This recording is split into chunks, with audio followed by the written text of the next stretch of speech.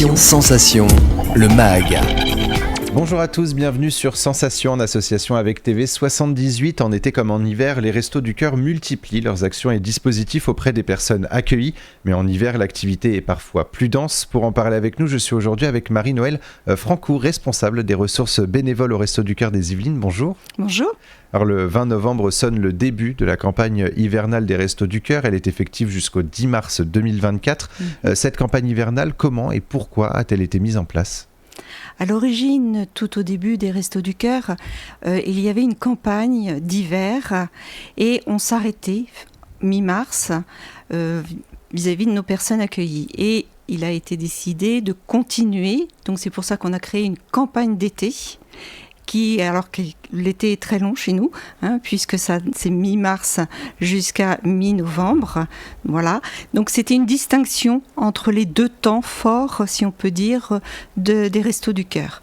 Et la campagne d'hiver, c'était le moment où on accueillait le plus de monde, voilà. C'est pour ça que c'est un temps important pour nous, pour les Restos du Cœur. Et lors de cette campagne hivernale, quel est votre rôle justement auprès des citoyens ? Est-ce qu'il y a une sensibilisation, mais également et surtout une aide justement à proposer aux personnes accueillies ? Alors, nous, on est connus au Restos du Cœur pour de la distribution alimentaire. Ça, c'est quand on parle à quelqu'un, on est bénévole au Restos du Cœur. Ah, vous faites de la distribution alimentaire. Ça, c'est du basique. Malheureusement, ou heureusement, mais on fait autre chose que de la distribution alimentaire. Donc, tout citoyen aussi peut nous aider pour apporter quelque chose, par exemple sur de la recherche à l'emploi, sur des vestiaires, par exemple. Nous avons des vestiaires dans nos centres et sur ceux, ils peuvent très bien nous apporter alors des produits propres, que ce soit pour des bébés, que ce soit pour des enfants ou même pour des adultes ou personnes âgées. Nous avons par exemple à Trappes un très très beau vestiaire et avec des bénévoles qui sont là, qui ont le cœur sur la main et qui sont dévoués et ça marche super bien, quoi. Alors justement, les citoyens peuvent vous faire des dons pour ces vestiaires, donc des dons de vêtements qu'ils ne mettent plus pour ces vestiaires ? Oui, alors avec certaines conditions, il faut quand même que les vêtements soient corrects et propres, mais oui, tout à fait, ils peuvent nous apporter, alors soit directement au centre, ou alors à l'entrepôt, au siège, ils peuvent nous apporter leurs dons en vêtements. Vous proposez, vous l'avez dit également, d'autres services comme donc l'aide à l'emploi, l'accès à la justice ou encore l'aide au logement. Pourquoi ces aides sont essentielles ? Alors l'aide au logement, attention, nous avons à Poissy des appartements que nous louons. Nous en avons 10 et ça s'appelle les Toits du Cœur.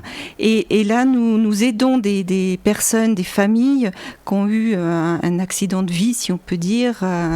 Et donc, nous aidons ces personnes-là à soit retrouver du travail, à gérer leur budget et que au bout d'un certain temps, un an et demi, ils soient, je dirais, autonomes pour trouver et que leur dossier soit valide dans les HLM. Voilà. Faut-il, selon vous, valoriser un peu plus ces aides, justement, pour que les citoyens soient plus informés sur vos actions et les dispositifs au-delà de cette aide alimentaire ? Oui, et justement, je pense que cette année, la 39e campagne, on va parler bien entendu de la distribution alimentaire, mais on va surtout aussi parler de tout ce qu'on fait en aide à la personne. C'est très très important.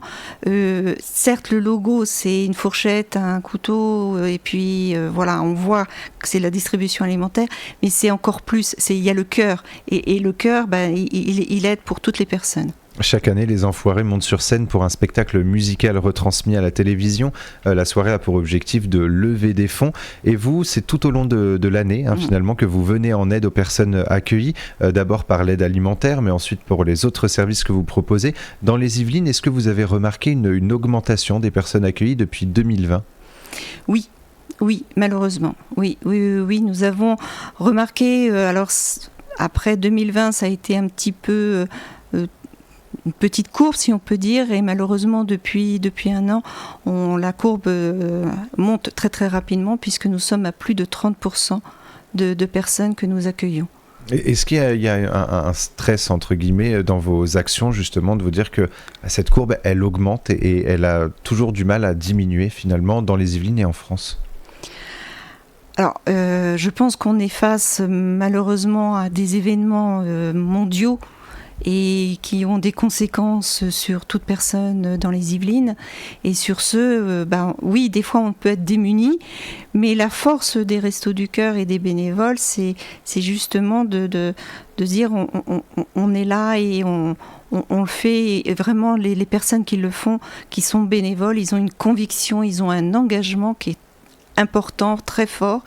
Et j'avoue que des fois, on reste un petit peu sans voix. On parle beaucoup des bénévoles depuis ce début d'émission, justement, dans les Yvelines.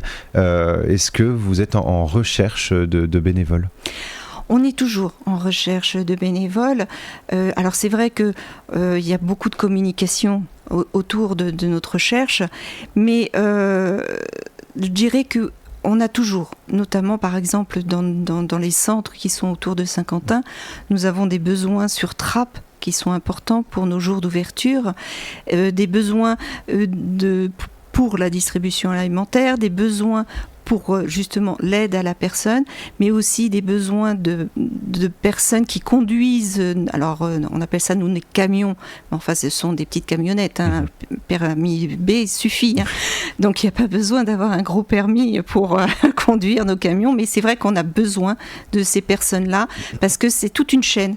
C'est toute une chaîne qui se met en place et donc de la préparation jusqu'à la distribution, mais aussi pour les personnes, pour l'aide, pour les vestiaires, pour la gestion aussi, puisqu'on est des structures, en informatique, nous avons des logiciels, des services informatiques, donc on a besoin aussi de personnes qui s'y connaissent un petit peu à l'utilisation de l'ordinateur, parce que des fois on a des bénévoles qui sont un peu plus âgés, qui n'étaient pas de l'ère, si on peut dire, informatique, donc c'est un peu plus délicat pour eux, donc on recherche tout le temps du monde, ça c'est clair. Votre objectif justement, c'est d'intéresser la jeunesse à s'engager auprès des Restos du Cœur ?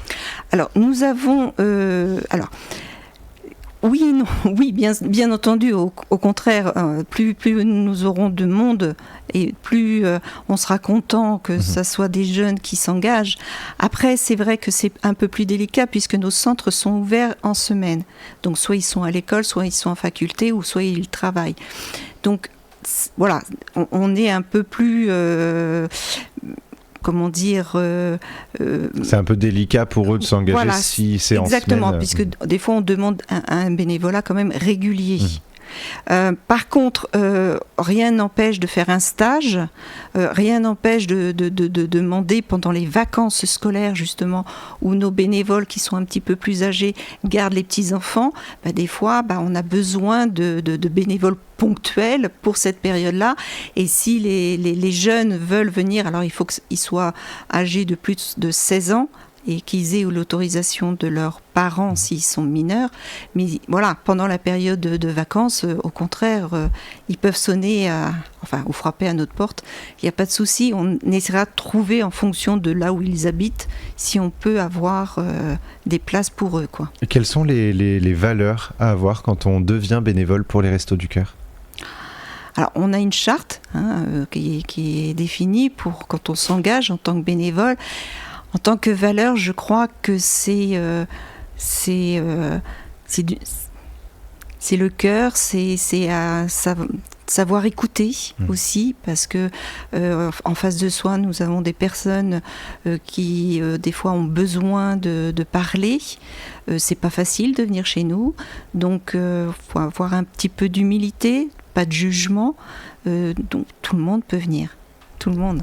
Et est-ce que vous êtes en manque de bénévoles à l'heure où nous enregistrons cette émission, ou est-ce que c'est tout simplement parce qu'il y a de plus en plus de personnes accueillies qu'il faut de plus en plus de bénévoles ? Oui, on recherche encore du monde, toujours aujourd'hui, et tout le long, bien entendu, de la campagne.